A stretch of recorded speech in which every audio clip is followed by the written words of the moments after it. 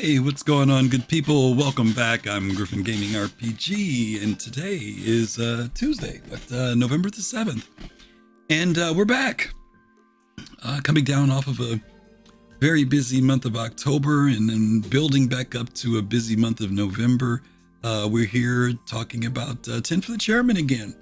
Once again, I'm GriffinGamingRPG, and I've been spending time over the past few weeks reviewing past episodes from Chris Roberts' series called 10 for the Chairman by Cloud Imperium Games for Star Citizen and Squadron 42. And in light of all the cool things that we've been seeing over the past few weeks and the progression and progress of the development of Star Citizen and Squadron 42, I still felt it's still necessary to go back and do some comparisons here. What the original vision was from 10 years ago, because we are looking at episodes, I think, from 2013 or 14, and looking back on those episodes and seeing whether or not CIG has delivered, if Chris Roberts' vision has become a reality. And so I do that on Tuesdays, and today we're going to pick up where we left off at. It was just about a month ago, in fact, was the last time we did an episode. I think it was back on October 10th or 12th, right before CitizenCon. We stopped off on episodes 22, 23, and 24. So today we're going to pick up at episode 25 and hopefully get through to episode 20, hopefully get through to episode 27. That's the plan. So hopefully you guys will be here to take that ride with me. Let me get on the right episode here. I was on episode 27 there. Okay. Hope you guys are doing well. We'll see. Good to see you. Captain Jones, what's up? What's up? And the Red Bear One. Red, how are you? Hope everybody is doing good. That Chris game becomes a reality. Red. Yeah. Yeah, last Saturday I did a show on Soul Citizens, and I talked about, for the citizens to calm down, slow their roll just a little bit. You were there, just to tell people don't get too excited. It's not in our hands yet, but we can see the light at the end of the tunnel. Yeah, I hate to say it, Red, but I actually last night thought about it and I didn't do it. I was so curious to go over to the Reddit Star Citizens refund subreddit and see what was being said. And maybe for lulz, I'll do it later. Maybe I'll do it for this Saturday show. Maybe, I don't know, for Soul Voices. But yeah, I'm wondering how people are digesting this, particularly those who felt a certain kind of way. Have been seeing a lot of responses from people who maybe were keeping their distance from Star Citizen, and that many of them are now curious about it and saying that they're willing to, jump in. And I think what's going to happen is, with CIG having IAE coming up, I think that this free fly that's happening during IAE, as long as they get make sure the server is stable, the live server is stable, is going to draw even more interest. I think there's going to be a lot of people that are going to jump in. Usually it's Invictus, right? That's usually when we get all the new faces, but because of CitizenCon this year, we'll see. We'll see what happens this year with it. I see more people trying the game and they like it. Yeah, even in its current state. Yeah, that's very true. Yeah, the one thing that they have to be cautious about is maybe people see those presentations that happen at CitizenCon, then when they go play the live game, it's like, where's all the space cows and stuff, right? But hopefully they'll get it. Hopefully they'll understand that it's in development, even though the video made it clear that stuff was coming. But hopefully people don't get too confused with what they saw in those videos at the presentations. But we'll see, right? We'll see what goes on with it. All right, so let's go ahead and jump into it. We're going to pick up at episode 25 of 10 for the Chairman with Chris Roberts. And we'll do our regular analysis and breakdown as we go through. So change up the screen and let's get to it. I think we got the almighty spin there. Here we go. Turn that volume up for you guys. Whoa, that audio's not on the right thing. Hold on a minute, uno momento. That's coming out of my speakers and not going through the mixer. You wouldn't hear a darn thing that way. There we go. Hello everyone, welcome to another episode of 10 for the Chairman. For those that you don't know what 10 for the Chairman is, it's where I take 10 questions from subscribers and answer them to the best of my ability. The subscribers are the portion That's of our max community volume, that, guys. He's not talking contribute that loud extra today. money every month to enable us to do extra community content, do things like Jump Point. Yeah, just a little younger, a little less gray too, Red. Flair stuff for the hangers, and video shows like this. Used to be Wingman's Hangar. We've now got Around the Verse. We're doing in LA, and we've got some other stuff that we've gotten in the works. So thank you very much for letting us do all this and be able to invest additional money in making, I think, Star Citizen the best sort of community driven game, certainly in a level of like interaction and conversation. So anyway, I just wanted to take a little bit of time to thank a bunch of you because I actually just got back from Europe. I was over there for the Squadron 42 summit that we were doing. We were discussing all things Squadron 42, how it factors into the other aspects like the space combat or the first-person shooter part, what we need to do on art, what we need to do on motion capture, what we need to do on story, what we need to do on technology, and how all that interfaces with the other various parts, because obviously Squadron 42 touches a lot of game systems that are also in all these other aspects. So we had quite a lot of people over in the UK. There was a fair number of people from the Santa Monica office there, so people like Paul Rendell, Dan Tracy. 30-minute episode. We had Alex Mabry over there, and then from the Austin office, we have people like Mark Skelton, Chris Olivier, Eric Peterson. Jason Spangler didn't go because he was busily making sure that we got the dogfight build system out. It was a good summit. Had a lot done, but came back on the Friday and ran right off to do the next great Starship. Last weekend, and so now this is my first opportunity to sit down and do 10 for the Chairman. And anyway, thank various people for sending some nice things. So Viking sent me a nice little birthday card here. Thank you very much, Viking. Had some licorice that came here from Ramsey Zinekar. Hopefully I didn't butcher the word. Thank you for the licorice. Swish licorice. And then I had a couple of books here that came from White Fang. I think that would be easier than me saying Shell Edmund. But it's some questions he's asked for 10 for the Chairman, which I don't know if I'm actually answering this time because I think we're pretty dogfight focused. And then also have this really kind of cool book, Instructions for American Servicemen in Britain, 1942, which is pretty awesome. A little book about how to. Can you imagine how much stuff he's probably got stocked up over the years that people have Don't be a show off, it says donated? here. So thank you very much for that, which would be Vector Rao, aka Joey Lanford. Thank you very much.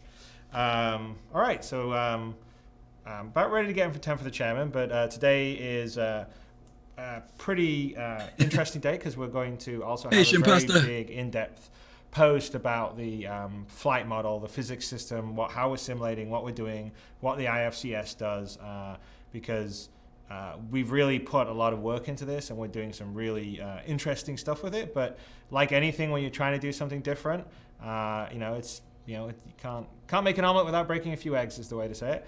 But is slightly different than, say, the way that my past games, the Wing Commanders, Privateer and Freelancer have been in terms of a flight model. So, there's some people that are still getting used to the flight model, let's say, I would say in a nice way. I mean, there's been a fair amount of debate on the forums about how people like the flight model, whether they like it, they don't like it.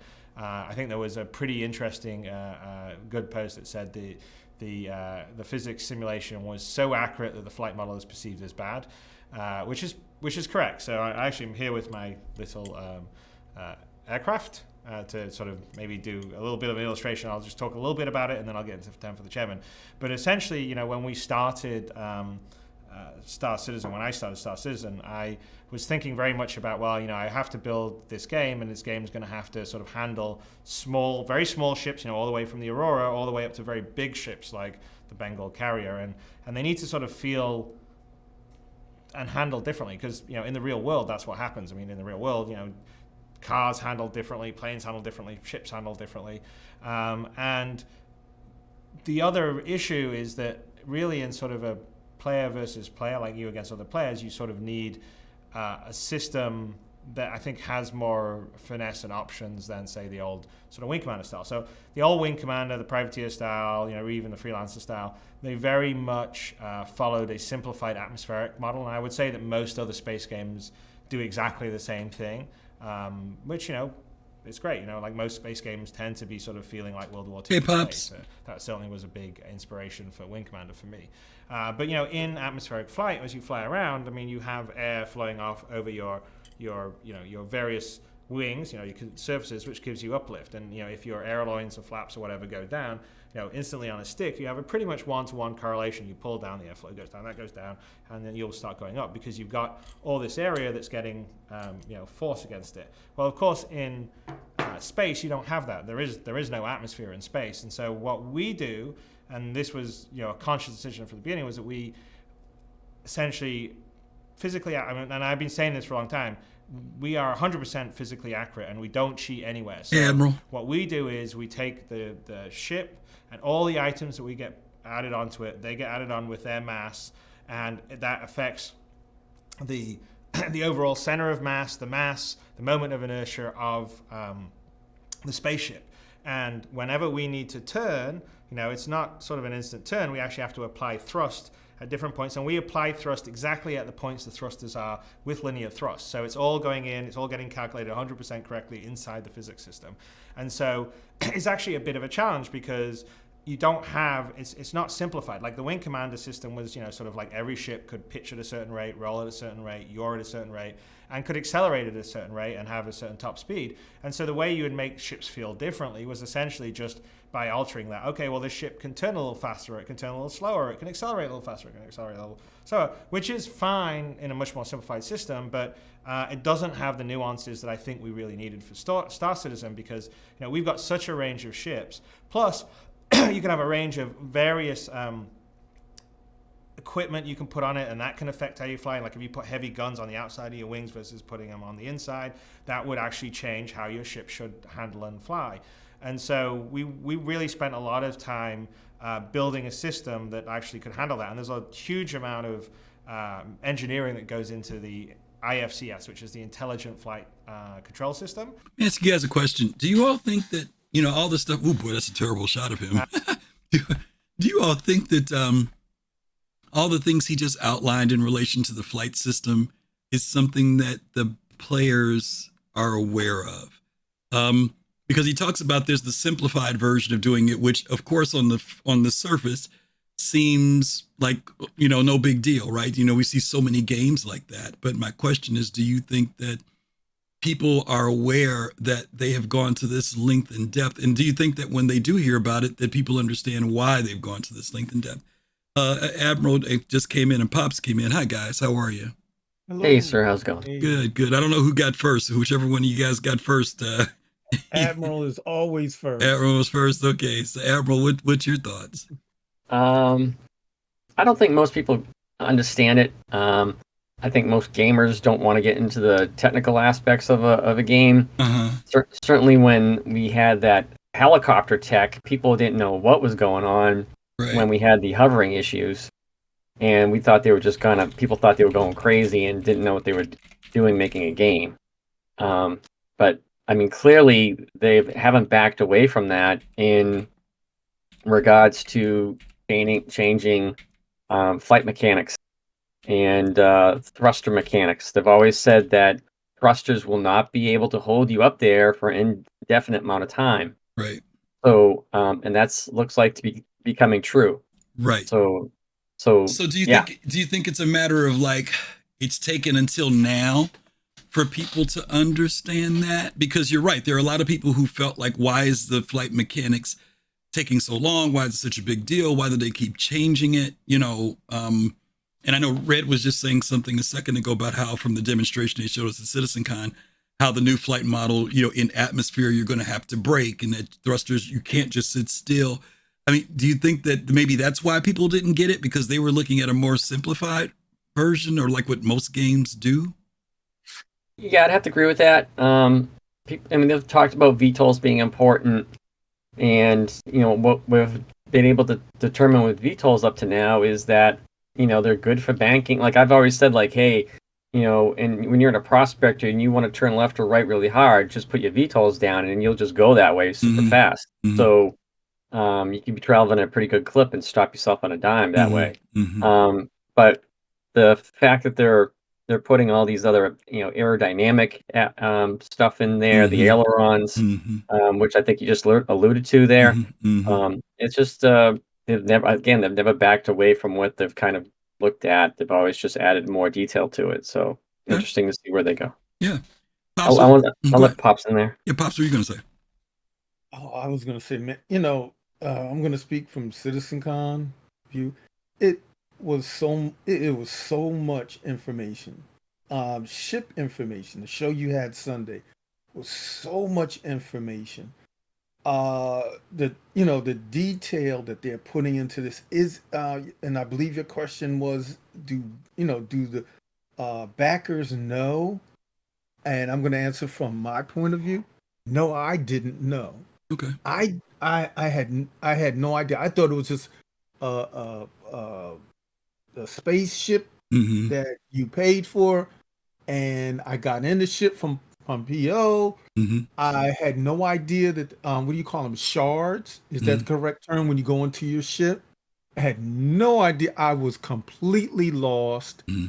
I'm like, okay, we got on our ship. What's the big deal? Then you showed us the tech. And I've been learning from you for the I don't know, I think I've been around for maybe 3-4 years now, and I'm still learning today.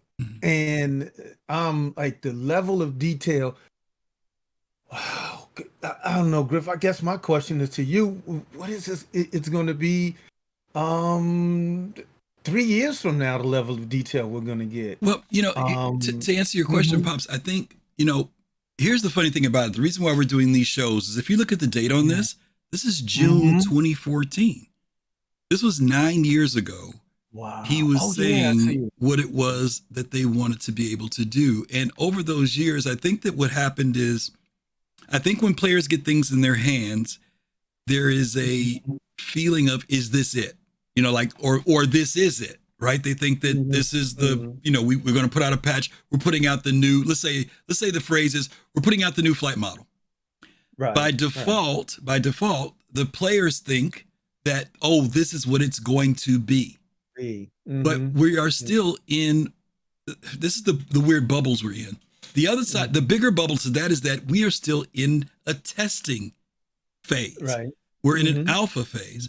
And alpha means that features are being tried out, not that they're finalized. It's not until you move to beta that they consider things being feature locked. In other words, we feel the features are pretty much where we want them to be, and we might do a little tweaking, but there isn't going to be any more dramatic change to the state of this feature.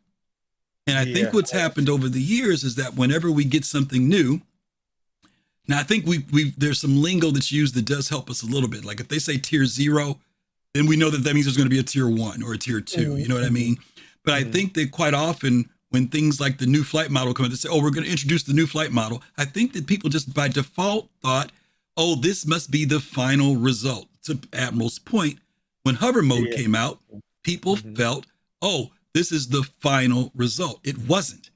Hover mode was something that they were testing and giving us in our hands to see how we would respond to it. And if it worked, then what did they do? Like a lot of other things, they introduce them and then they take them out.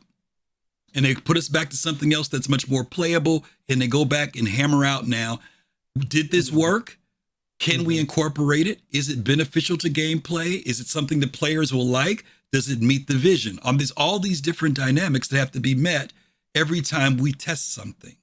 Right. So and that's why I'm saying it's important to go back and look at this, because sometimes people say, oh, well, they're feature creeping. No, Chris said back on June 16, 2014, that we were going to have ailerons and flipping and all this other stuff. If you didn't see this, it's very easy to think in 2019 or 2022, why are they messing with the flight model? Oh, they're adding stuff. And that's where this idea of feature creep often comes from, because the people don't know and don't get me wrong, I'm not putting any fault to them. There's hundreds of hours of this information, but it's buried in thousands of hours of information.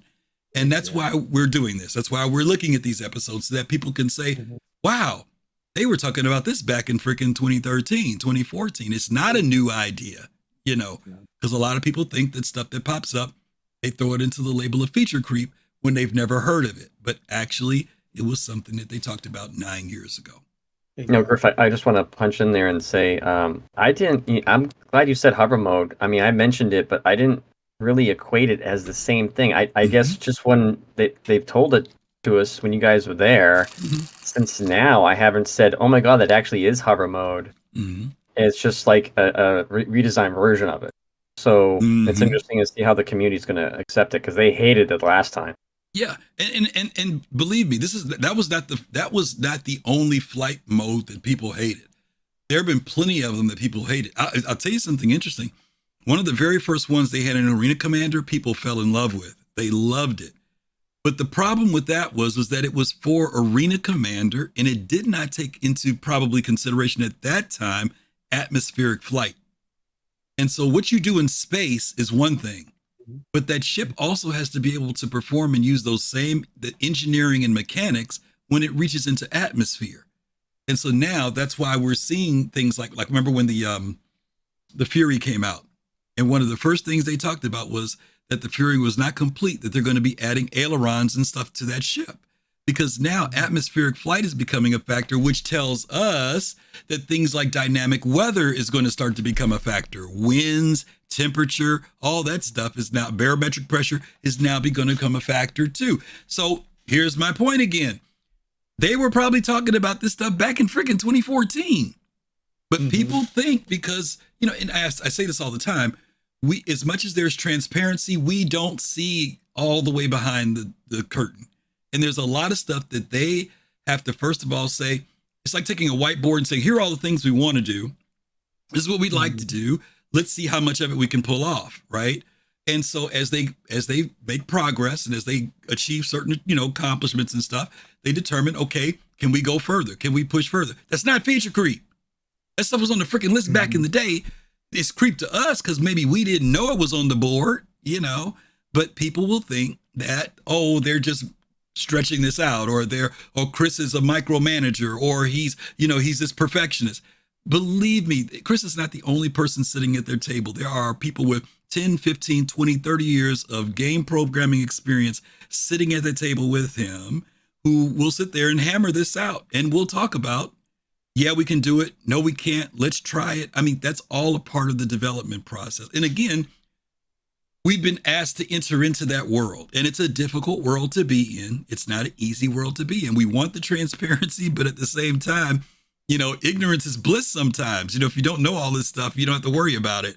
But that's why I'm doing these shows, so people can go back and see that this is stuff that they talked about. May I say something, Griff, if that's sure. Okay with you?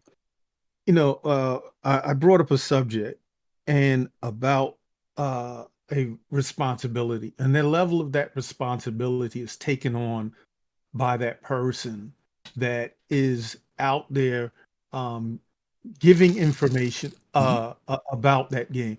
Now, I mean, I'm not going to sit here and I'm not going to try to fool anyone. I do not have the knowledge that you have, Gomab, Jade, the other team members.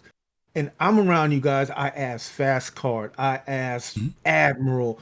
I ask, everyone I can.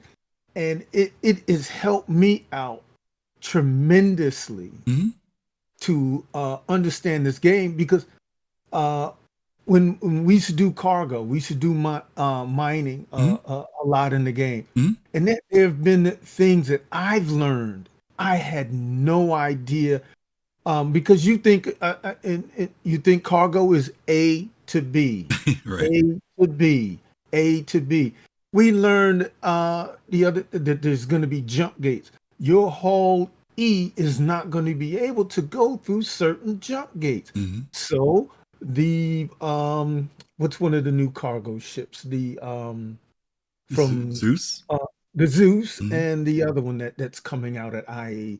We've learning. If you learn how to put your ears to the ground or to the track, you learn a lot of things about the game before you jump in and buy the biggest, the best shit.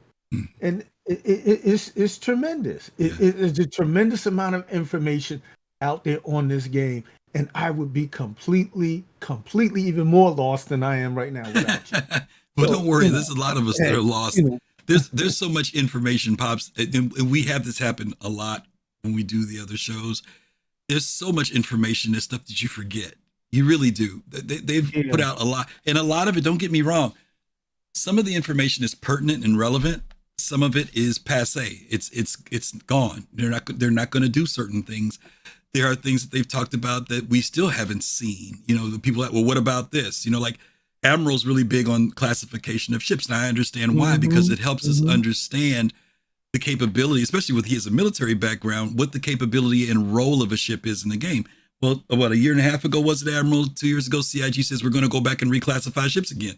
Well, that puts us in a whole nother space of limbo to a certain degree of knowing which ships are going to be considered a heavy fighter, a medium fighter, what's going to be considered a frigate or a destroyer.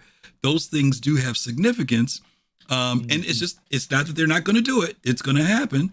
But part of the development process is them deciding, and I don't know what the factors are. To me, it would seem like that would be a great place to start categorizing ships, but evidently something happened where they went back and pulled it. We've seen certain ships change their classification over the development period. Ships that started out as a blockade runner became a freaking capital ship. Ships that became a this became a that. So, evidently they need to reassess that so that the next time they put it out, that's going to be probably the final designation and classification for various types of ship in the game. But my point to you, what you were saying is this: things change, and Disco always says it. One thing that's consistent about development is change, and things do change, and it's difficult to keep up with it. The learning curve of playing the game, as well as the learning curve of what this whole thing is about, can be pretty overwhelming, for anybody, whether you've been in here 10 years like me, or whether you've been in here 2 years. There's a lot of information to suck in relation to Star Citizen. Okay. Let's jump back in. Hey, Black Intellect, good to see you here. Somebody else came in. I saw Socially Confused. That's what it was. Hey, Socially. And essentially, that's basically a fly-by-wire system like you would have in a modern jet fighter. And because there is no way that any human pilot can sort of control 8 or 9 thrusters all at the same time and move themselves around. I mean, in asteroids, it was hard enough flying yourself around and you just had one engine that you had to turn around. So what happens is the IFCS sort of takes your input on your various control interfaces, whether it's a joystick or a mouse or the keyboard or a gamepad or something, and then goes, oh, well, you know what? Chris wants to pitch up. So then I will move the thrusters to the appropriate position and create thrust to allow you to do that. But the issue with that, obviously, is that as you create thrust, there's no resistance. So you sort of, you start to turn and you have inertia as you're turning. Well, if I let go of the stick, well, the IFCS isn't clairvoyant. It doesn't know when I'm going to let go of the stick. It doesn't know when I want to go the opposite direction. So at that point, it goes, oh, he wants to go the other way. So then it has to deploy the thrusters the opposite way to do counter thrust, to retrograde your rotation, and then maybe if you want to go the other way, get you accelerating that direction. So what there is there's a lot more inertia in the turns than there would be traditionally in, say, an atmospheric flight model. And so, a lot of what I think people are having, getting used to is essentially the idea of like, it's not like when you let go of the stick, you don't stop instantly. You'll sort of fly past it. And obviously the faster you're turning, the more that will happen. But it's very much like a car. Like in a car, if you're going 50 miles an hour and you come up to a stop sign, you do not hit the brake when you come to the stop sign. You start to feather your brake as you're approaching the stop sign, so you'll stop by the time you get to the stop sign. And that's sort of a nuance it's a different way of flying that I think can take some time getting used to. But at the end of the day, I think this system's going to generate a lot more unique feel to the different ships, because for instance, like give you an example, you can have a ship with exactly the same mass and the same engines with the same thrust, but if a ship's compact versus spread out and the thrusters are in different positions, it will handle differently. It's very much like a car having an engine, same horsepower engine, but it has it in the front or it has it in the back of the car. They will handle differently. And so I think what will happen over time, especially with our vast range of ships, the ships truly will feel differently. I mean, I already feel like, you get in the Aurora in the Arena Commander, it feels very different than the 300i, that feels different than the Hornet. I mean, the Hornet feels sort of big and powerful, but it does have have a fair amount of inertia because it's heavy, and you can definitely, if you turn off things like com stab, which is essentially this turn control, and G-safe, you really sort of feel like it sliding around. And so I think that's ultimately going to be really good because people can sort of configure their ships and have different ships depending on the kind of thing they want to fly. And also in multiplayer combat, long term, it's, we got some kinks to work out in the control systems, but long term, it's also going to have a big effect because there's a lot of different sort of dials and knobs you can turn as you're doing it. So, as I'm flying around, comstab, which is essentially turn control, which means that it tries to hold a turn at a nice angle. But of course, if you're going into it too fast, well, you can overshoot it. So comstab basically reduces your velocity to make sure you hold the turn, and then as you get out of the turn, increases you. Very much like driving a car in traction control or something like that. But sometimes like a race car driver, a lot of times they want to turn off traction control because they want to do a power slide around the corner, and those are all the kind of things you can do. We have the G-safe mode, which means that it will keep your velocity. Like if you're pulling a really tight turn, it lowers your velocity to make sure you're not pulling too many Gs. But of course you can turn it off so you can keep your velocity up, but of course the risk is you could black out from too many Gs. And so these are all the kind of dials and things that you'll be able to tweak. Like someone's on your tail and someone's turns off, basically turns off comstab or G-safe, they're going to get a bit of an edge unless you counter it in the dogfight and you try to keep on their tail. And there's a lot more that can happen. Obviously decouple mode is sort of the classic Battlestar Galactica mode, which I know people say is a turret in space, but I will say all you guys were asking for the Battlestar Galactica mode and decoupled Newtonian. But I also don't think it's an invulnerable mode. I definitely think that there's a lot of different things that make it not so great because as some of you may have seen when I've demonstrated and nicknamed me Crash Roberts, when you're doing things like that, you don't quite know where you're going, and you can collide and stuff, and also your trajectory is pretty predictable because you're going in a straight direction. So yes, you can turn around and shoot someone, but if someone else can move and be more erratic or dodge it, you're then going to be at a disadvantage unless you get out of that mode pretty quickly. But it is actually quite a good way to bring your main thruster to bear to arrest your velocity. So those are all the sort of things that can play within the flight control system, and I think there's a huge amount of potential there. At the moment, there's still a lot of stuff to be done. We're still thinking about ways that we can sort of balance the various control input methods. The HOTAS setups all need to be, we haven't finished with that. We're working on the sort of user-definable key bindings, and I want to play with how the mouse stuff works. Personally for me, I don't like flying with the mouse. I actually really dislike it. I use either a joystick or a gamepad.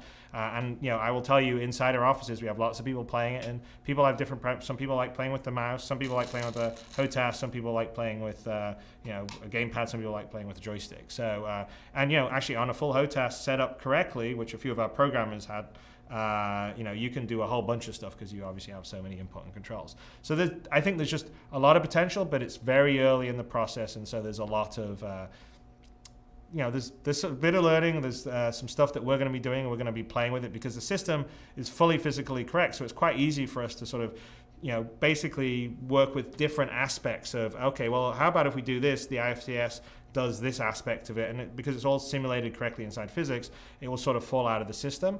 So I think it has a huge amount of potential, which is really great that we have it out there and you guys are all playing it. I'm enjoying watching all the Twitch streams, which is brilliant because you get to see how people are playing and what works and what people are doing, and so I'm actually looking forward to, as we open up more of the multiplayer, as we finesse some of these controls, as we open up some of the management that you can do of your various items, because that's another aspect that we haven't really sort of opened up. We've got it in. On the programmer side, on the debug side, we can change power around and do a whole bunch in the shields and all the rest, but it's not particularly well implemented inside the HUD. We've still got to get all the different interface to work well for that. So we're working on also making the HUD much easier and more usable to use from the various control devices. But I will tell you, Brandon Evans, who's our UI programmer here, has his custom setting for his Thrustmaster Warthog, and he's rearranging his shields and energy all the time when he's in a dogfight, and it does make a difference. And that is kind of what the goal is. The goal of the whole system is to have something that has all this potential because it's built as a system, but has a lot of different aspects to tweak and turn and tune, so that my goal is if you're just you want to play it and have fun, you can play it and have fun, and it can be like StarCraft or StarCraft 2, where you can move the mouse around and move your units around and play the game. If you want to get really good and really sort of challenge someone, sort of on that esports level, there's a whole bunch of layers you can get into and tweak and turn.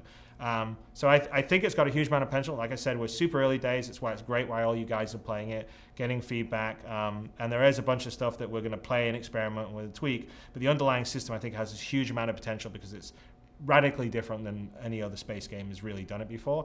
And so it takes a little bit of getting used to, but at the end of the day, I think everyone's really going to be happy because you're really going to feel the difference between the ships. And you can also even make your ship handle differently depending on the loadouts you do on it. And anyone that's been playing Arena Commander, like when you lose a wing or you lose a thruster or an engine, you can definitely feel it flies differently, which doesn't really happen on a lot of other space games. In a lot of other space games, you just sort of take some damage and then it's like, oh, well, I'm 50% damage, so I can pitch half the speed, which isn't the same as having your center of mass change and all the rest of stuff. So there you go. That's sort of my long flight model explanation, but there'll be a huge write-up. We're going to have some videos today, and I hope you all enjoy it, and love your feedback. It's brilliant. So, okay, 10 questions we get to right now. So the first question comes from Adair Mundi, who asks, will we be able to scale the output and cap the max output of any individual or set of thrusters on the fly? So when I slam on my joystick, instead of the thruster firing at full force, it maxes out whatever I told it to. Yeah, that's a pretty good question. I mean, actually, we definitely have the ability to change the power to the thrusters on either an individual basis or a group basis. And the power to the thruster also controls how much the thruster can fire. So I would say probably yes. I don't know if you necessarily can sort of dial like the amount of thrust you want out of it, but that would be pretty interesting. It would be something that potentially I think we may play with, because I guess this is really saying, hey, I would like to balance the my ship a little differently, which I think should be allowable. I mean, to some level. So you can definitely right now change the power distribution to any of the thrusters. Okay. Next question comes from Random Task, who asks, now that Arena Commander is out and feedback from players is pouring in, what are you guys taking away from it? I've been reading a lot of the commentary from players, and I'm very interested in knowing what you're hearing. Very general question, I know. Well, I think, a lot of the feedback, is what I was talking about at the top of the show, which is, probably the most feedback is about the flight model, which I went into depth with, so you hopefully have already had a really good explanation for that. But it sort of told us that, hey, we need to do a better job of explaining why it's this way, and also in some ways do a better job of tweaking it, right? Because it's IFCS. It's a complicated system, so it certainly can be more efficient and be better, or maybe we give it some more modes that allow people a bit more flexibility. It's all things that we're tweaking with. And then there's a fair amount. The other big sort of I don't know whether it's debate on the forums is about control methods, right? So there's a certain amount of, it's arcade commander because you can just point and click the mouse and win. And, I would argue that that's not the case. I actually don't like flying with the mouse. Definitely the mouse does allow you a little more precision in sort of aiming of your gimbaled weapons. But there's a couple of modes and stuff that we have for the joystick and the HOTAS that didn't get implemented for V0.8 that would sort of cancel out some of that. So we're still playing with all that. But, from our standpoint, controls and the flight model are all things that we're sort of working on. I think the actual physics of the flight model is brilliant. I think that the IFCS of it all, we can be doing some more fine tuning, and the controls we're working on. We're going to be doing, allowing people to do custom key binding. That's one of the big things we're working on. Hopefully that will be in people's hands in 2-3 weeks or so. Those I think are the biggest ones. There's obviously a few little balance things, but we're super early days, and it's great. It's positive with the negative. It's all great because it's really helping us sort of hone in. I know we're not going to be able to please everybody, because that's just the nature of the beast, especially with so many people. But ultimately, I think it's going to be something really special, and it's going to be partly because of your guys' feedback. Okay, Smart Ace asks, within Squadron 42, will players be able to interact with other players in the bar or other public areas on the ship to swap combat stories or to look for a potential PC wingman for the next mission? I think this would be a great in-law way of handling the PC wingman mechanic you described. Not within Squadron 42, but definitely that's kind of what we plan for the persistent universe of Star Citizen. Squadron 42 is very much more a sort of focused Wing Commander narrative story, and so the co-op will be sort of on some selected missions where your friends can join you and help you try and beat certain missions, but it's not that your friends also are hanging out on the ship, involving in the story as you're going along, because that's really hard to do. You can't sort of tell 4 or 5 narrative stories all at the same time, because it's usually always focused around the protagonist, which is you, the player. It is a cool idea, but it is actually the way that we're going to allow you to sort of meet people for the persistent universe, is exactly how Smart Ace suggests. You can see even back then, people got the 2 games mixed up. Mm-hmm. But are they doing co-op in Squadron 42? Exactly. Yeah, I was getting ready to ask the same thing. I heard that came up as a subject, but they never confirmed it. Okay. And even so, this person's talking about going out and hanging at the bar. That's not Squadron. Right. Squadron's a linear thing. They were getting it mixed up with the persistent universe, which is understandable. People do that today, you know. Okay, next question comes from Willie Jones, who asks, with the release of Arena Commander, can we get an update on the progress of TrackIR integration? And I was also wondering the reasoning behind supporting the Rift, which is only a dev build at the moment, before that of TrackIR, which is released and available to all. So we have TrackIR is on the schedule, and we have an engineer that works on it when he has a chance, and the Rift support's really, to be honest with you, it's sort of like a team passion. We've got a fair number of people that are sort of VR heads, let's put it that way. And they were so excited by the Rift that, you know, in a lot of ways they spent extra time to try and get stuff working because they just wanted to see what it was like on the Rift. And that's kind of really why it was supported early, because, you know, for me, my focus is really to get the game out in the hands of everyone in the base model. So the Rift's cool, but obviously there's not that many people that have it, so that's not really the priority. But it sort of ended up happening because we've got some people that are very passionate about it, you know, so in some ways maybe more passionate than they are about TrackIR. But TrackIR is absolutely on the schedule. And I actually think in some ways it can be, you know, especially for sort of aiming and looking around, it's great. And in some ways, you know, if you don't want to have a headset on you, it's kind of nice, right? I mean, the headset can be pretty claustrophobic, and, you know, the Rift itself has got loads of potential, but it's still got a ways to go. I mean, the resolution's too low, even on DK2, which is 1080p. I mean, because it's right next to your eyes, you can see the pixels. You really need at least 1080p on each eye, probably. I know the Oculus folks are working on trying to get more resolution. The Crystal Code prototype, which actually has positional head tracking, will make it better. So it's got a huge amount of potential, but it's still got a ways to go. But anyway, those are the reasons. Some passionate devs.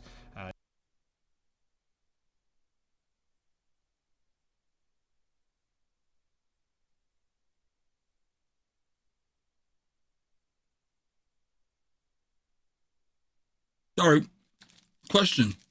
This is the chat. Answer Admiral and Pops. Do any of you guys use any head or eye tracking? I had a Toby. My son uses it now. Okay. Why'd you get rid of it? Well, Admiral, mine's a unique case. I am blind in one eye, and like I was saying the other day, I had the space sickness that me and Fastcart talked about, and I had to do the eye exercises. So mine's a unique. It's a unique factor. You know, the reason why I gave it to my son, I will probably try it again. It does track one eye though. But it's a little wonky, and it was a little bit too wonky for me right now. Were you using it for flight, or were you using it on foot, or just one or the other? When you tried it, Pops. Yeah. I would tell you stick with it for flight. Okay. Eyes definitely wonky. It's wonky when you got two good eyes, trust me. And so try doing it with flight.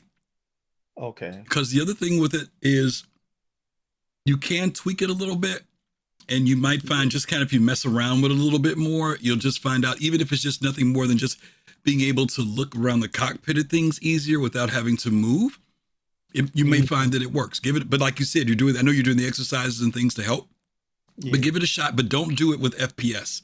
with walking around. It's extremely difficult to do it with that. Most people kind of keep it focused on just the cockpit aspect more than trying to do the walking, because I get sick doing it with the walking. Mm-hmm. Can you turn it off for walking, or how does that work? Yep. You just click it and it's off? Mm-hmm. There's a mode in there that says, do you want it just for cockpit or walking flight? You just shut it off for walking. It'll only come on when you're in the cockpit. Yep. I could see like having it, like looking at your MFDs and your controls panel and stuff like that, but like when I see people with that big giant headset on their head and they look to the left and look to the right, but they're like looking straight ahead. So while they're turning left, they're kind of like moving their eyes to see what's on the screen. It doesn't make any sense to me. If you had like a huge screen that wrapped around your body, that when you looked left, you really looked left, that would make sense to me. But most people don't have that, so it's just kind of like this imaginary thing. But look at your MFDs on your. Yeah, what it does is this. Nice. Again, because that's why I want to make sure we distinguish the difference between head tracking and eye tracking. Because head tracking literally is when you and you can do this with the Toby. But the track IR is different. So if you were flying your ship and you turn your head like this to look out your window, you actually see your head turning, and you see like you're looking out the side window when you do that. That's the difference. And of course you could set to what degree. You don't have to turn 90 degrees, but you could turn like this, and the ship would move and you'd be looking out the side window. But to your point, Admiral, what eye tracking does is that if I'm flying and I decide that I want to look down at the engine on light, I don't have to move my head. I can just look at it with my eyes, and it will automatically go to where the engine on light is and kind of zoom in on it. And that's what the eye tracking will do. Versus, that's kind of nice. Yeah, right. Nice. And that's what I'm saying for Pops. He may find that is actually comfortable to do. But even if not, it does do head tracking. It will track with you just from you moving your head. But sometimes it's a matter of just, you're looking straight ahead, but you just want to look up at the switch that says landing gear. You just look at it and it does it. So, and it does depend. I agree with you, Admiral. Like, I'm on a big screen. I'm on a it's not a big screen, but I'm on like a 36-inch ultra wide curve that's right in front of me. So it occupies a lot of my forward view. So when I do those left and rights, I don't feel like I'm being taken out of the view. But yeah, you're right. If you were in like that wraparound with 236, two ultra wides curve, I'm sure that it looks a little bit different, or really a big one, But I was just curious whether or not you guys were using them. By the way, I want to highlight two things here. Black Intellect was talking earlier and saying, and Captain Jones, the tractor beam in the Taurus was added yesterday. So for those of you who are Taurus owners, that lower turret is now, that tractor beam is active. So make sure you guys jump in and check it out. They say it's working pretty good. Okay. Not any sort of cunning marketing plan or anything. Okay, next question is from Cyberheads, who asks, with all the excitement around Dogfight module, I am personally more interested in the Galactopedia. Do you have an estimated date on when the subscribers can begin updating, editing, reviewing the information there? I really want to start reading up more on the lore. I don't have a really good date for you. That is definitely on our dev schedule. We're having a sort of, there's some pretty cool stuff that's happening on the website that hopefully will be out at the end of this month, if not at the beginning of next month, that involves some kind of 3D stuff, which will be pretty cool. And then that's going to form the basis of some stuff that would roll into Galactopedia. So after the 3D, it's all part of like kind of like the shop. We're doing a revamp for the sort of pledge store, which will allow you to sort of visualize and see some of the ships and all the rest of the stuff. And that's going to roll into the Galactopedia. So that'll be something we're working on afterwards. But I don't have an exact date right now. I mean, I'm hoping that we can have some stuff on that towards the later part of the year. Hey, chat, let me ask you guys a question. Did you guys know anything about the Galactopedia being to be edited by the community? I know, Pops, you haven't been around back in the day, but Admiral's been around for a while. Had you heard that before? No. Yeah, I would say no to that. Yeah, I wonder if that person's just kind of wondering, because that's the way Wikipedia works, that people can submit stuff that maybe they were thinking. Maybe they were. It's not that way now. I know that. No, definitely not. No way. People be putting all sorts of crazy stuff in there. Okay. Okay, next question comes from Pash, who asks, will there be opportunities in the first-person experience to perform covert actions? For example, if a trader is not paying attention while loading cargo into a ship to ferry supplies to his organization's Bengal carrier, could I, as a player, hide in one of the cargo containers, smuggle myself on board the carrier, and then perform acts of sabotage on vital systems in order to make it easier for my own organization to attack the ship? That's a pretty awesome scenario.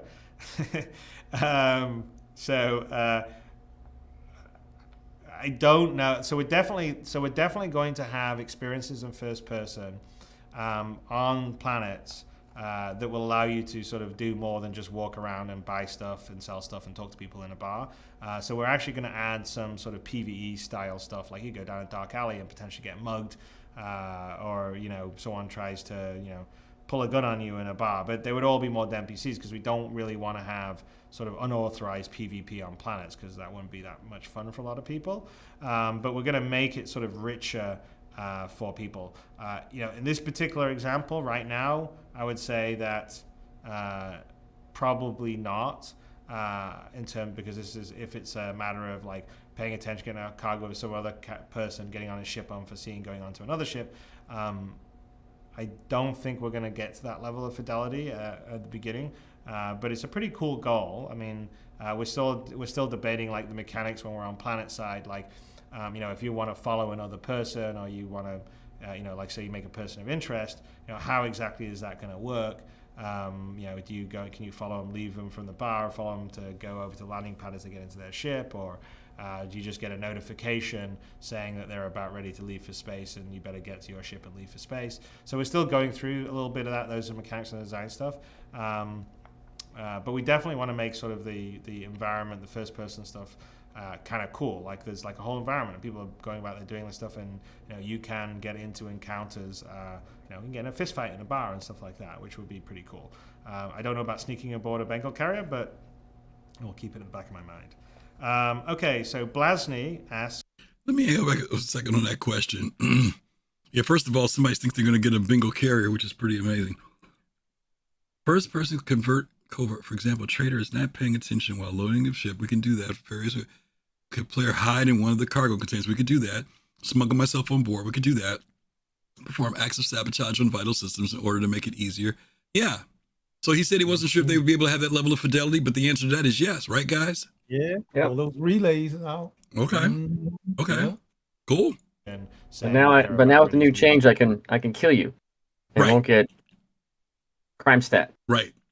The only thing that wasn't real in that conversation was doing it on a Bengal carrier. Otherwise, everything else is accomplishable. So, like I said, everyone here flies on a whole bunch of different stuff. Some people fly on the control schemes, which I think I was mentioning on a previous question.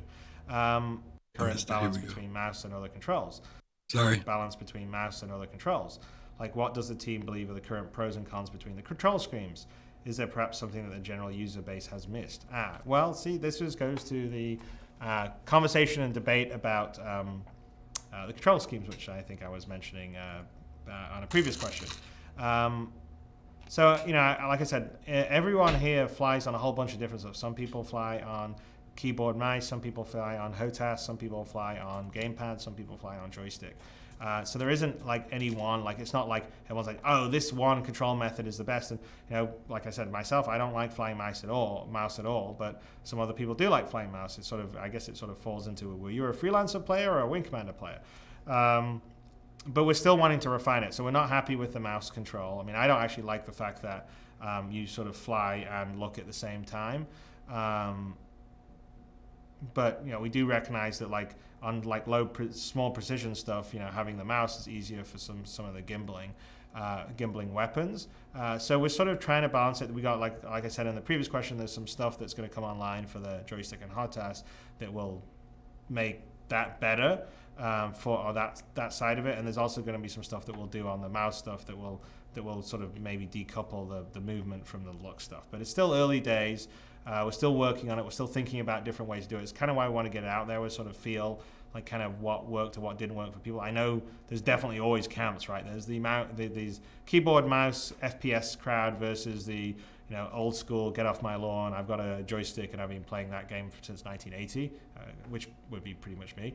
But my goal is to balance it in a way that you have advantages with any one of the control interface. There won't be one that will be dominant. So anyway, we're not quite there yet, but we're definitely working on it. Okay, so next question comes from... All right, I'm the get off my lawn guy. What about you guys? Do you guys have any preference to what you fly? Chat, what do you guys fly to? Let us know what you guys fly. I saw somebody said, was a Black Intellect, you said you do keypad, which is what a lot of people at CIG use, which I was really surprised to see that. What about you, Admiral? Actually, I'm a keyboard and mouse person right now. Although I just started it with my Xbox controller because I had it plugged in for another game, and it's just I haven't tried flying with it, but walking around is like really wonky. It doesn't make any sense to me. It seems to be like controls aren't as sensitive as I want them to be, which is odd. Because like when you're the stick is like center, you have to push a little bit more to kind of get it going. Okay. And then, but I feel like the W key and all that is a little bit more precise, actually, to be honest with you. Really? Wow. That's interesting. Pops, what about you? I use VKBs to fly. Okay. Around. But I'm going to agree with Admiral for part of it, because using the sticks to walk around, I tried it for like 4 minutes, and I'm like, no, maybe I have to do something with it. But then I have my keyboard and mouse there, but I will practice with the controller, because the controller, but I just need to practice with it. The controller does seem a lot smoother, with the walking motion and so on and so forth, but I'm just not good at it. I have to give myself some time to practice. I've seen Chris, when he's using the keypad, I don't know if I've ever seen him walking around with the pad, but whenever I've seen him do his flight when he's flying, I always see him using a keypad. So I'm wondering if there's a pro and con. Like maybe flight is good, but maybe walking around isn't. But maybe some people, they're just so used to, especially if they're a console player, probably the transition to keypad for them is, zero, right? It's easy thing for them. I was mouse and keyboard in the beginning. Then I went to HOTAS. I had stick and throttle. Then I left HOTAS and went back after that weird flight model thing they did right before hover mode. I think when it's hover mode, I went back to mouse and keyboard. And then just this last year, I got my VKBs, and now I'm doing host SAS. I'm not using pedals, but I am using sticks left and right. Yeah. And I still go between the two. I'm trying to make myself be completely sticks at this point, but sometimes I just don't feel like being bothered with thinking about it, and I'll go back to mouse and keyboard very quickly, especially if I'm just running somewhere. But when I'm playing on my own, I try to go back to using the sticks and get my practice in that way. So I got to work on it. Okay. Knight, who asks, while planet-side aspects are down the road still, I was wondering about the infamous monsters of the galaxy. Star Wars has the Rancor, the Wampa, and the Krayt Dragon. Will we be seeing similar monsters on Star Citizen worlds? Also, while I have the utmost respect for the lore at all times, could a person of lesser moral standard organize hunts of outlawed species? Okay, so I don't know about hunts of outlawed species.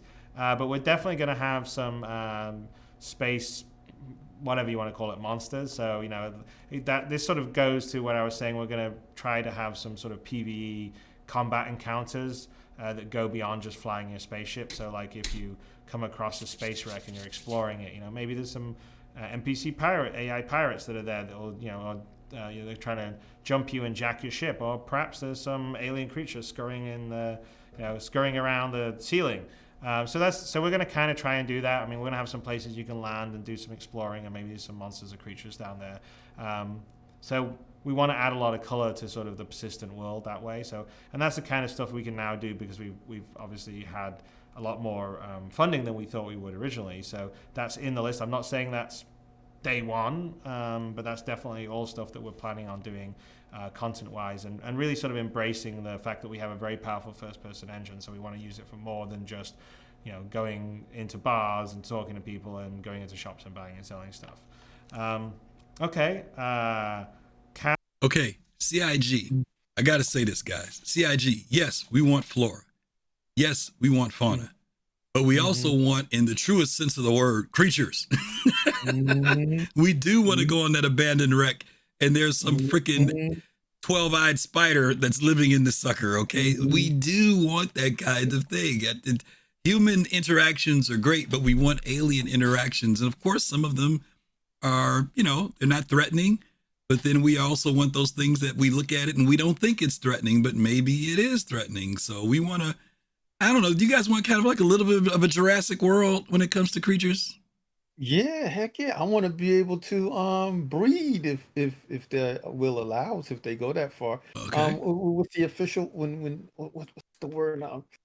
When you're able to You mean breeding make is like to do farming, like breeding type of thing, or what? they just show us the pictures of the cows at Okay. CitizenCon. They Right. did show us the farming Space cow. at CitizenCon. CitizenCon, not cow. Oh God. I will mention this. I was a little bit disappointed. I don't know about how everybody felt. I was disappointed in the size of the whales. I wanted them to be bigger. Bigger? Yeah, this Yeah. that big that thing is. That I thing You is wanted know, huge. it I to have be to agree. bigger. I kind of thought maybe it's because they're so far away. I thought they looked a little bit not intimidating. Like I didn't think I Yeah. could land a ship on them. Maybe they're just smaller and they're They were supposed to not. be That bigger versions. MSR was not Yeah. flying next to the whale. Next, it It was wasn't. That's not. what I'm saying. Maybe there was Yeah. like it was further away. Maybe it was like Yeah. 100, 200 yards Yeah, away. it I'm was not a sure. good distance away from the Yeah. whale. Yeah, you don't want to be Okay. flying next to the Okay. whale. Okay.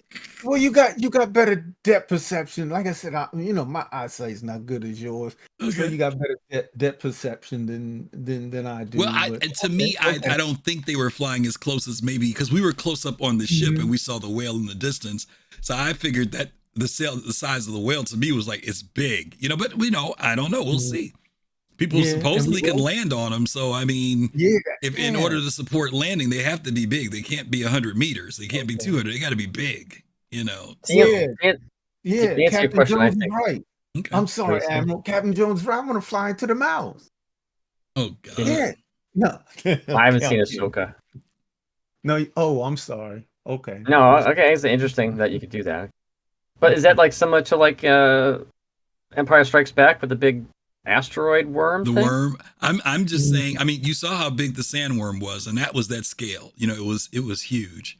I'm just saying. I want things that are that when we go to alien worlds and alien moons. First of all, the reality of people being there is not as great as it is finding some other alien something there. So Oh yeah, I there are. want animals and stuff. Yeah, right. I'm saying there are some places that we go to if not atmosphere, but if conditions from a scientific perspective, say that something like this could exist, maybe there is a creature that is made of some other,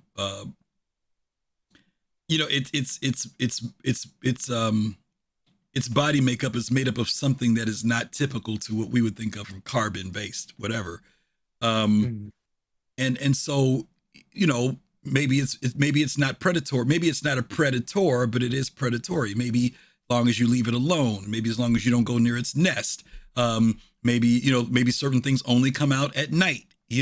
I'm saying I would love to have that much variety so that when you arrive somewhere, I'm not only scanning a planet for atmosphere, but I'm scanning to see if there's any life forms nearby, what type of life forms they may be. Are there certain ones that we know we have to worry about and other ones that we just have no idea? I just want a variety of experiences with life in space. Doesn't have to be Mhm. on every moon. I don't want every place we land that there's something there. But right now, you guys know how it is. You go to a moon someplace, there's no threat. If you don't see a ship nearby, for the most part, you don't worry about anything. But I do want to worry about when I open that door or if someone leaves the door open. I want Mhm. things to be of concern.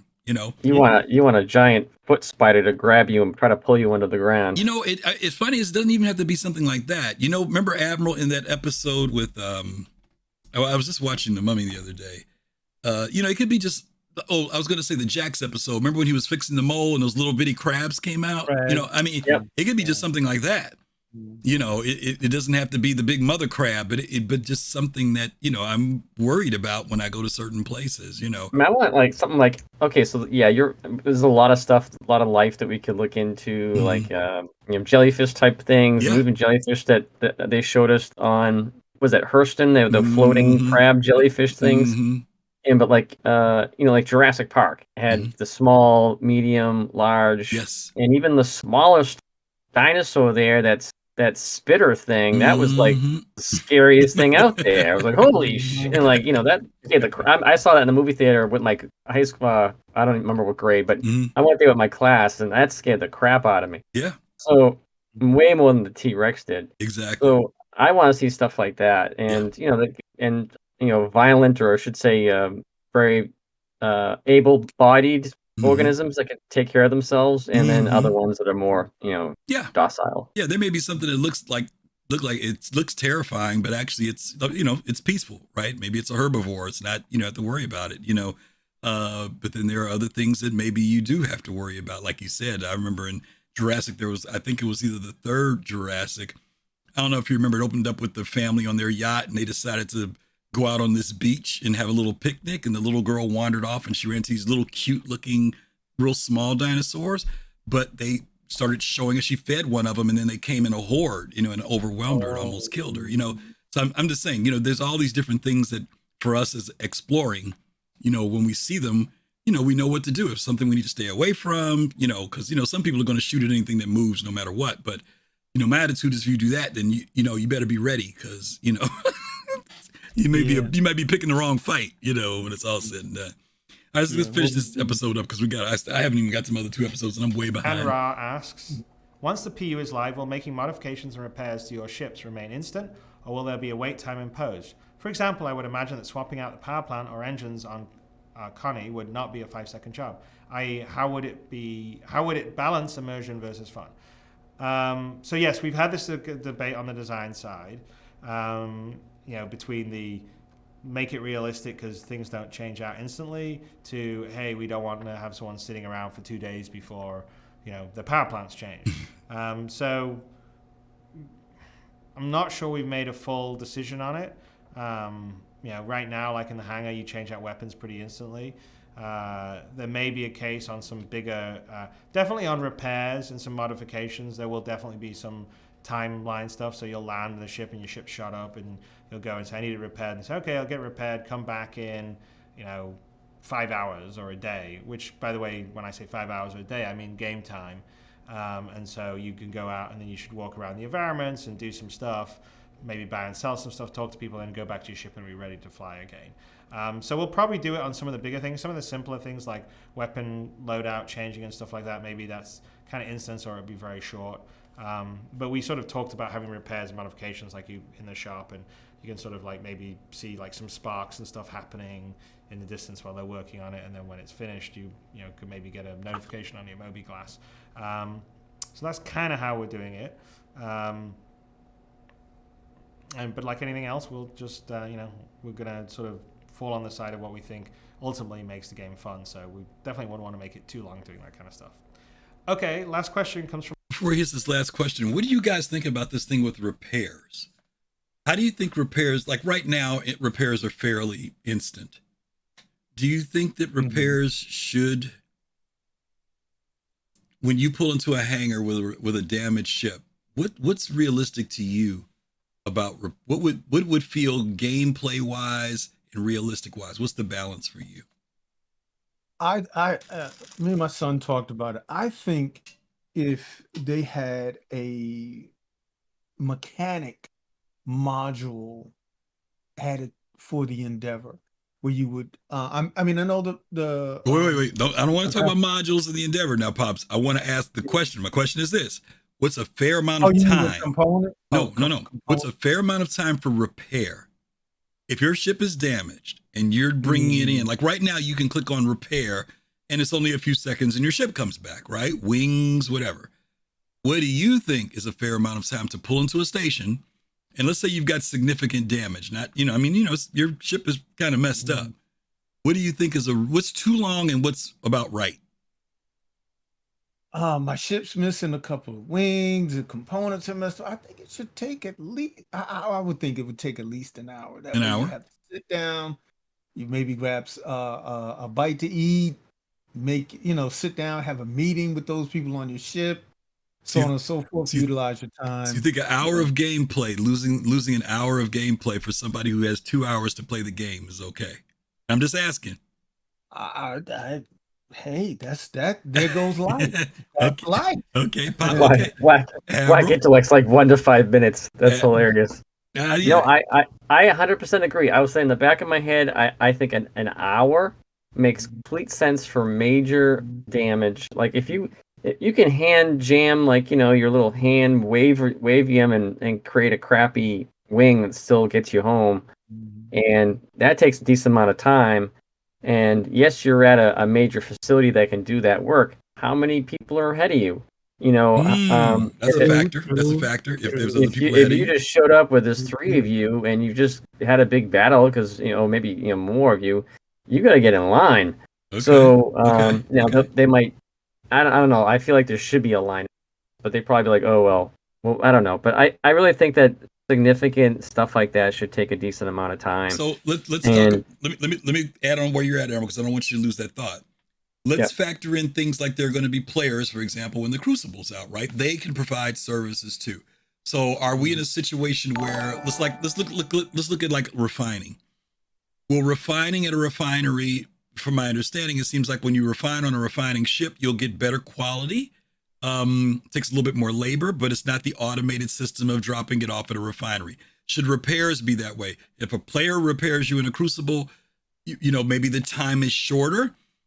Versus if you go to a station, there's a possibility if you go to a station, like you said, maybe there's 2 people in front of you or 2 orders that are already in there being worked on.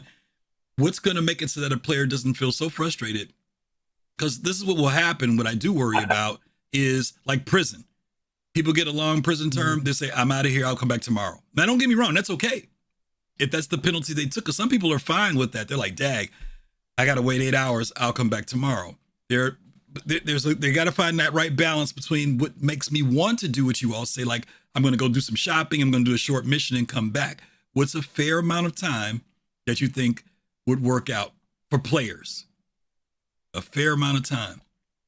Well, the Crucible, first off, I think should be equal. I think that should have the same capability as another place because it's more designed that way. But if you do that, you also take the players out the loop then, because why am I going to go hunt for somebody with a Crucible if I can just go to a station and get it done that same amount of time? I think you're going to remove the incentive to look for a faster way to get it done if you make it equal.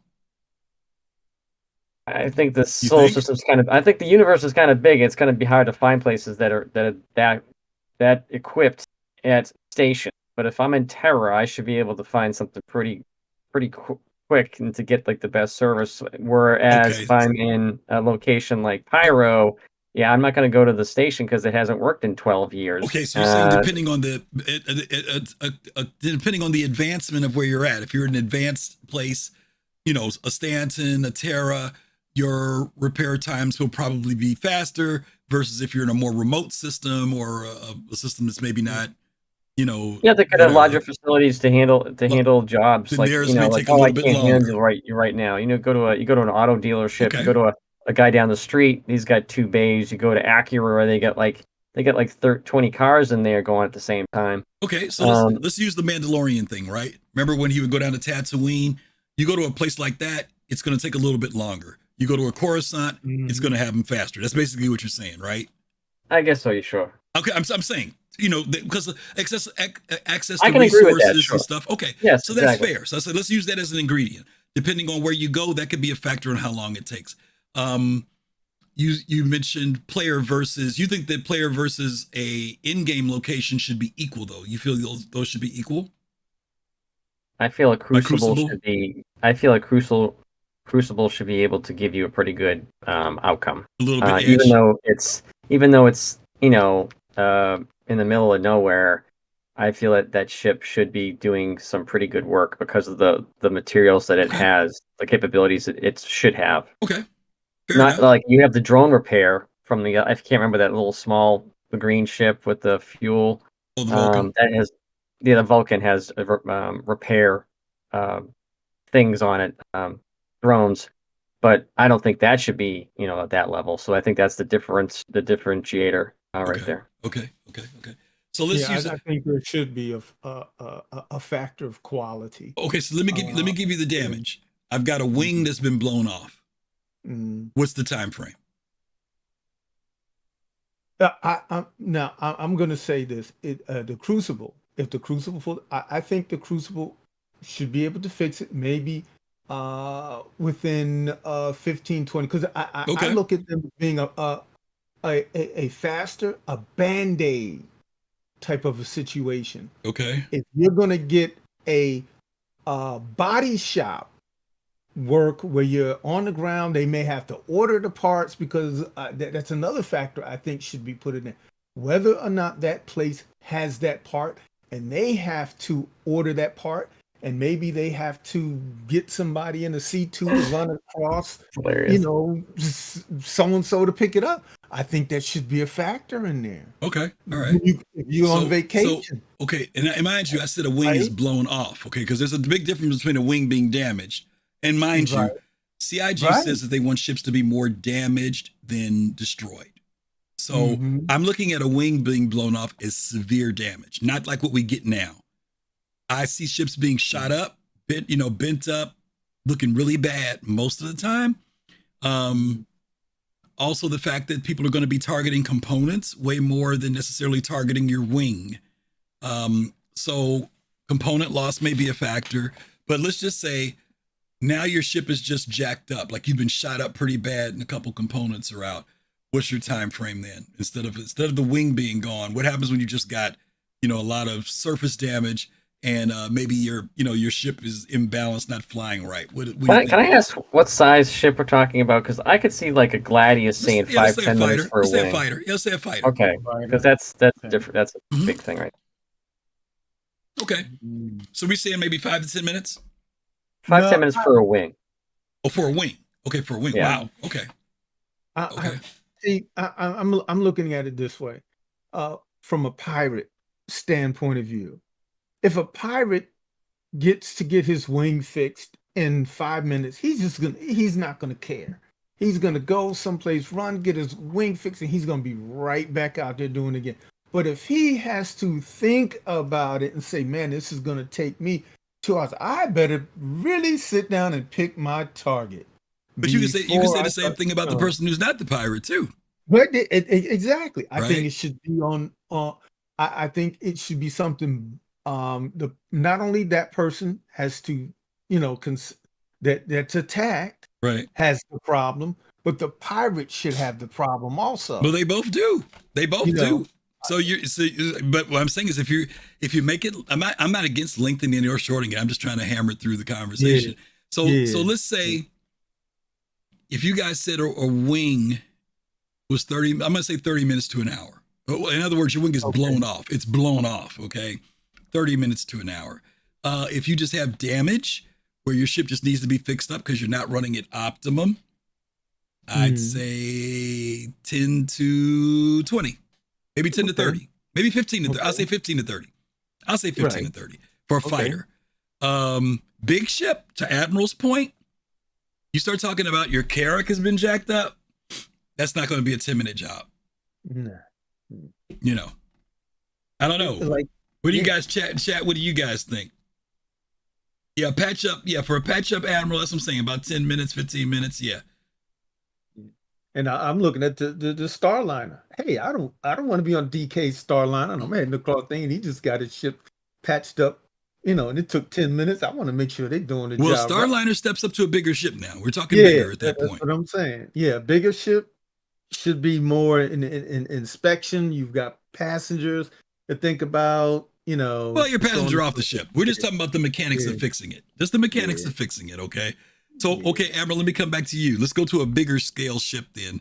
Give me a bigger scale ship and you give me a time frame you think it would take. Let's just start with go with the Carrack. Okay, Carrack. And I question if Sig is going to need something that big with serious damage needing a dry dock. Okay. Or equivalent to a dry dock. Now, you can have multiple, as a ship that big, you can have multiple crews and arms working on the ship at the same time. So I feel like maybe that would help it, reduce the time. But it's such a thick ship that I feel like you're doing more internal repairs than you would. You'd be doing a lot more internal repairs than structurally wise than you would say a Gladius. Right. I mean, God, what if I just damaged like the cockpit? What would that do? Like if that had structural problems, would that be like, a few hours? Would it be a day? I feel like a dry dock is actually needed for something big and I larger. wonder, like for a Crucible, for example, let's say the Crucible came to do something. I wonder if a Crucible's level of repair will just be, the repair that gets you going and protects environmentals. Make sure that everything's sealed so that you're not any atmospheric leaks. Can help replace some components that are needed, but you definitely need to take your it's kind of like when you got to go to the hospital. You know what I mean? The medic works on you, but dude, you got to go to the hospital. And to your point, Admiral, maybe there are circumstances like that where that's when you need to go to a shipyardish kind of place. Whatever the type of station is or whatever. It can't be just a typical R&R to fix your Carrack. That you've got to find a station that can actually do that level of repair. That may be too much for some folks on the logistics side, but I mean, for the Crucible, like a light fighter can land inside of it, and they can close the doors, and they can work on that for all. Like you could probably do with a paint job if you wanted to. Right. But I know the Crucible they showed working on capital ships where they have the arms extended like an insect, kind of like scraping the outside and stuff like that. I don't know exactly. I can't see that fixing the internals of the ship. It seems more like a hull work to kind of get it, like you said, just kind of get it where it needs to go. Yeah. And then having to worry about it at like a major repair facility. Yeah. So yeah. Okay. I'm just curious because the depth that they're, he's looking at for this repair stuff.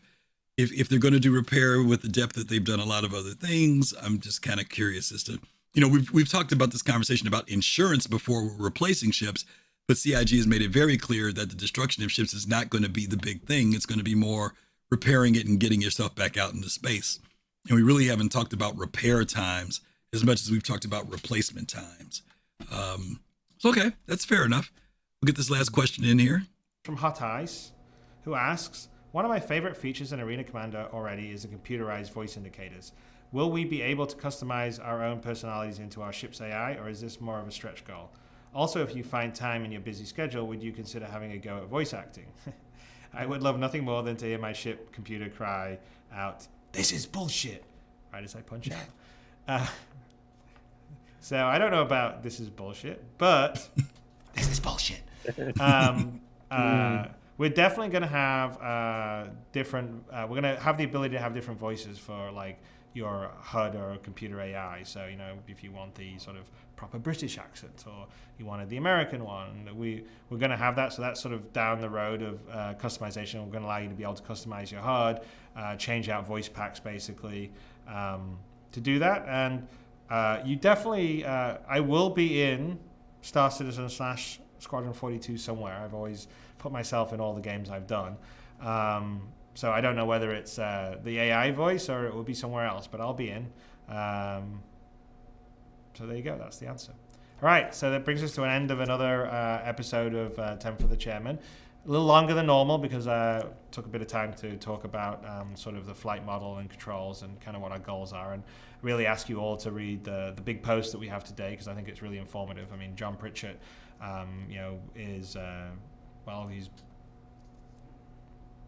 pretty much a genius on all that sort of physics and mechanical engineering stuff, and he's done a really nice write-up on what the IFCS does and explaining some stuff, and I think hopefully you read it and everyone will realize kind of the sort of crazy passion and love that we're all putting into this game. And I'd like to thank everybody out there that has backed the game, enabling us to make this crazy ambitious game. Thank you very much. Thank you to subscribers for kicking in extra money every month to allow us to do these kind of shows. And I will talk to you next week. Goodbye. Alrighty then. Another fun-filled episode. We were supposed to be doing 3 episodes today, but as Chris mentioned, that first episode that he did ran a long time. It was 35 minutes, and usually I try to get through the episodes early, like 15 or 20 minutes long. So I'm really only going to do this one episode today because it's already 2:00, and this is usually around the time when I kind of wrap things up. But what we will do is follow up on this next week. Hopefully we'll get episodes 26 and 27 in next time we get together. Don't forget Thursday, we'll be getting together for this Star Citizen this week. I was going to say this week in Star Citizen. I don't know why I always have a problem saying that title. But we're going to be doing that this Thursday. I originally told you guys that I wasn't going to be on this week, but that has changed. I will be on this Thursday at, as always, about midday. I try to shoot for 12 noon. It was 12:30 today, but hopefully about midday Central Time. I'm usually here on Tuesdays and Thursdays. So hopefully you guys will be able to join me for that. Also, I'm going to be making an announcement about a new stream that I'm considering doing. It's not going to be Star Citizen related, but it will be. I'm still trying to work it out with my partner as to when we're going to kick off this new live stream, and I'll share more information with you as that gets closer and closer and closer. Also, another reminder, December the 5th, we are having the next virtual bar Citizen, where we're going to be talking about both CitizenCon and IAE. So you guys definitely should check that out. I don't have the link. Wait a minute. Yes, I do. Give me 1 second here to drop you guys the link for this. Don't forget that we do this on Zoom. It's virtual, it's live, and we have a lot of great people that come and hang out with us for it. Here's the information. Oh, Fastcart, you're such a wonderful person. Pardon me. Don't tell him that. Don't tell him that. Yeah, there it is. There's all the information. That is for the week. Yeah, there's all the information there. But you guys can register if you haven't registered for it. You still got a couple weeks. Hard to believe that CitizenCon is literally 10 days away. We are not that far away from just getting our breath from, not CitizenCon, IAE. We're just getting I was going to say, you just say CitizenCon? Yeah, I'm sorry. Yeah, we're just getting our breath from CitizenCon, and we're getting ready for IAE. It's literally right around the corner. So hope you guys will be able to join us for our virtual bar Citizen on Saturday, December 5th. 2 sessions again, early session and later session, and a lot of good fun for that. And that's basically it. Want to say special thanks to Admiral Kusanagi and Pops in Space. Don't forget, you guys can always come in and chat. I know some of you guys are at work. That's why you guys don't come in. I get it. But if you're at home or you're able to come in, you can always come in and join in on the conversation when we're doing these reviews. And again, we're going to be meeting up again this Thursday at midday. So look out for the tweet when it goes out, and that lets you know when I'm going to go live. We are going to get ready to set you guys up to go visit with Carbon Tales, Q and Carbon Tales. They're on right now streaming Star Citizen. Great couple. They love streaming together. When you guys get over there, give them some love. Let them know you came over from Griff. And you guys take care of yourselves. Stay safe as always. Peace, love, and soul. See you real soon. Take care. Ciao.